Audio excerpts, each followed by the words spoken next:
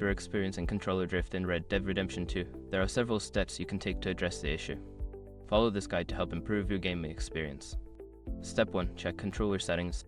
Navigate to the settings menu of your console or PC. Look for the controller settings and ensure that the dead zone settings are adjusted properly. Increasing the dead zone can help reduce sensitivity and minimize drift. Step 2. Clean the controller. Dust and debris can accumulate around the analog sticks, causing drift. Use a microfiber cloth and some isopropyl alcohol to gently clean around the base of the sticks. Make sure to let it dry completely before using the controller again.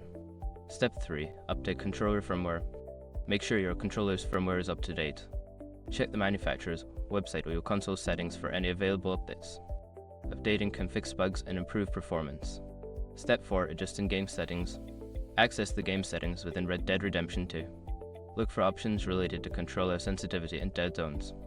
Adjust these settings to find a balance that reduces the drift effect while maintaining control. Step 5. Consider hardware solutions. If the drift persists, consider using a different controller or purchasing a controller with adjustable sensitivity settings. Some gaming accessories can help mitigate drift issues as well. By following these steps, you should be able to reduce controller drift and enhance your gameplay experience in Red Dead Redemption 2. Happy gaming!